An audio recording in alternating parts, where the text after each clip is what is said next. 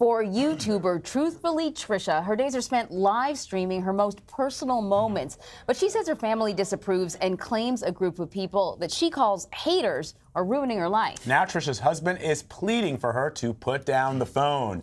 Dr. Phil spoke with the couple in an effort to get Trisha to stop streaming and reconnect with her family. Big kisses. She shares her entire life on YouTube. We separated this year.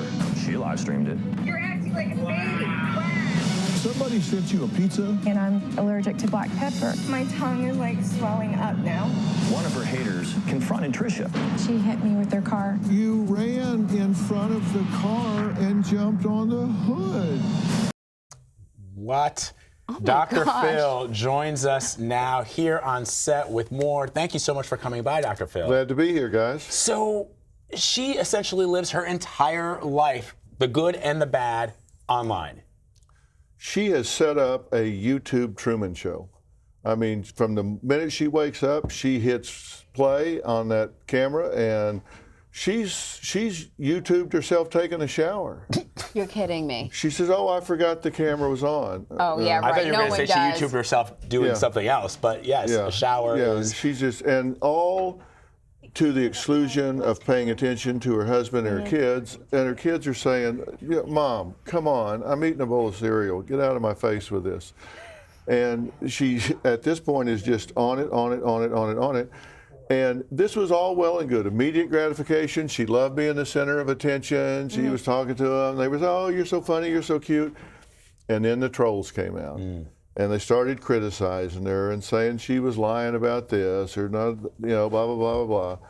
And she made the critical error of responding to them. Engaging. Yes, We you cannot know do that. We know that very well. That's like yeah. taking a bucket of gas and throwing it on a fire, Yeah. thinking you're going to put it out. And boom, cyberbullying took over. And we actually talked to some of the cyber bullies, and they said, "She's bullying us. We said some things we didn't like. She started bullying us. She got our names, addresses, published them on the internet, and it just started going back and forth." And we actually had some of these women on that she's been going back and forth with, and it's just out of control, out of control. I mean, if I didn't see the video, I would think that you were talking about a bunch of 12-year-olds. Like, I can't believe these are grown women.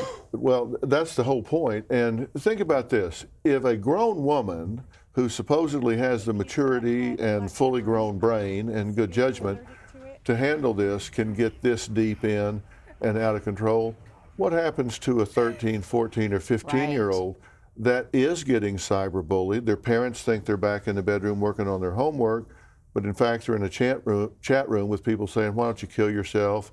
You're ugly. We hate you. You're fat. You're this. You're that." And then you wonder why some of these kids wind up committing suicide from cyberbullying. So is there a clinical diagnosis for what Trisha has? Is it just that she's addicted? Is there something that we can sort of point to and say living this life online is a medical condition? Well, certainly the addiction is not a medical addiction, and I can't diagnose her without going through a very elaborate process, but you certainly can think about it in terms of being a dependent personality, maybe a borderline personality where relationships are unstable, there's tendency to be overreactive. So I think that, jumping from relationship to relationship, I think a lot of those things show up. This is not healthy. This is not just, to me, normal is something you do that does not disrupt your pursuit of healthy goals in life. Abnormal is something you're doing that does disrupt your pursuit of healthy goals in life. This is abnormal because it disrupts her healthy goal of being a mother, being a wife, having a life in, where flesh and bone and trees and grass and real things. And instead she's doing this on the internet. It's just absolutely unhealthy. And losing her marriage in the process. Right. I've heard addiction, sort of a form of addiction. One of the things that you find that happens is that you're focused on one thing and you lose everything else in your life. And we've been talking a lot about addiction in just the news. Yeah. Harvey Weinstein comes to mind. I mean, here's a man who lost everything. We know he went to rehab. And he's, I think, claiming that he's, in need of sex addiction rehab. Is sex addiction a real thing? Is it something that you treat in rehab? Well, let me say, in all fairness, I'm not an adherent to the concept of sex addiction. And the DSM-5, American Psychiatric Association, does not list it as a real thing, and it's not even on the standby list of things that they almost put in the book. But I will say there is a substantial percentage of the mental health community, many of my colleagues whom I respect greatly, who do believe in it. I just am not one of them, and we debate it a lot. I just think it's just a little bit too handy. You know, your wife catches you and you're down at the strip club and she looks at your credit card bill and you've been there like every day for the last 90 days. And you go, oh, well, I'm an addict, let the healing begin. If only it were that simple, if you're not a multi-millionaire it comes in celebrity. pretty handy, you know. Right, yeah. But that doesn't mean that there's not pathology underlying someone that does some of the things that are in the media. But look, and frankly, those kind of things are really not about sex.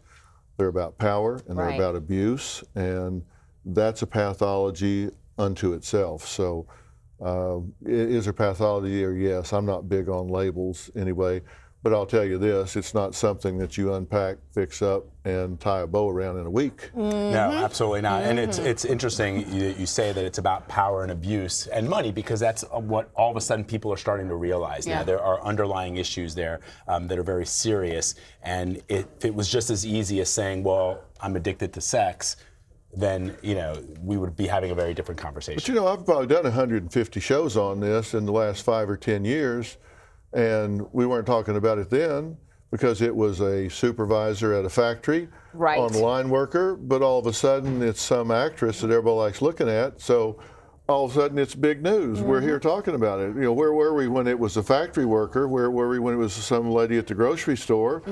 Or in an office? Then, you know, it's not so interesting then. I've been talking about this for years. Do you think that this is, you know, because we have been talking a lot about men in power, do you think that some people call this a watershed moment, that they think a shift is occurring? Do you see it that way?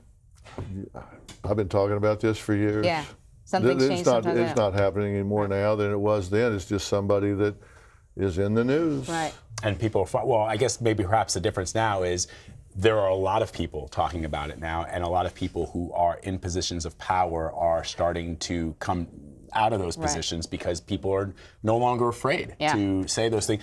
As you know, perhaps one of the reasons why this didn't come out as often as it is now is because women felt that they had no avenue, that they were not going to be believed. Right. Well, a lot of people work at places where they really don't have an HR company or an HR policy, and they just don't have any backing for something like that. So, you know, it made it difficult. And again, that's why I say it's about power. Right. It's not about sex, it's about power, it's about leverage.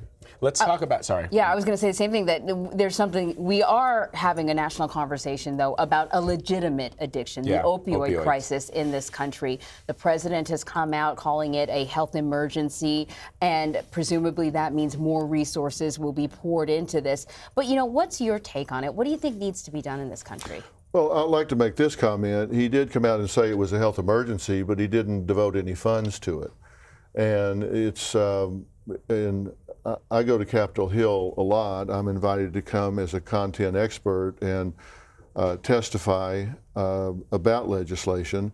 And the cyberbullying that we were talking about, for example, I was invited to come and talk about the Secondary and Elementary Education Act, and I was pleading for them to earmark funds for cyberbullying, because if you don't put money with it, if you don't put money to put it in the curriculum for teachers in every school in America, then you're just jaw-jacking. Nobody's going to do anything about it. So if you can say it's a national emergency, if you don't put money behind it, if you don't put the funds to do training and intervene in some way, then you're just talking about it. Yeah, because, you know, I mean, I grew up in the 80s. I remember the Just Say No campaign. It didn't really do anything. We became aware of it, but it seemed as if the drug crisis in this country only grew, even though there was this sort of, this ad campaign around drug addiction. there are some things that you can do with the opioid crisis that can make a difference virtually overnight. Because most of the opioid crisis has the genesis in actual prescribed medications. And there are things people don't know. There are enough opioid prescriptions out there right now for every person in America to have their own bottle. Wow. Enough for every person in America to have their own bottle. And if you renew your prescription one time, your likelihood of being addicted at the 1 year mark goes up exponentially. You renew it one time, and if you're taking it 3 days after you got it prescribed, your chance of being addicted to it goes up dramatically. So these are dangerous drugs, and they're getting more and more potent all the time. And so I said there's some things you can do to change it immediately. If somebody steps up and requires the doctors that are prescribing this to have more of a justification, then they're going to start saying, whoa, I don't want anybody looking over my shoulder. I don't want anybody suspending my prescription rights because they say I'm exploiting it. Then they're going to become much more conservative about doing that. Right now, there are pain clinics in Florida, for example, that you can walk in without x-rays, without MRIs, and say, my back hurts, and they'll give you 90 Oxycontin. 90? Yeah, You're I mean, kidding and me. that was sort of 60 Minutes exposed that when they pointed to these fly-by-night clinics where they've got 6,000 people in the town, and that clinic has ordered 9 million pills. Yeah, and you have offshore doctors that fly in, issue the prescriptions at 5 o'clock, they fly back out. Wow. So they're elusive. They're drug dealers. Sounds like you also need some they're pill mill drug dealers. law and order in addition to the funds Definitely. that are going to be used to help people combat the addiction. Dr. Phil, thank you so much for coming by. This was really bet. fascinating. Great having you. Thanks for having me. Yeah. Good to talk to you. Good to talk to you too. And you can watch part 1 of Dr. Phil's 2-part episode, My YouTube Addicted Wife and Her Online Haters Are Ruining Our Marriage, this afternoon, and part 2, Monday, October 30th. Be sure to check your local listings for details.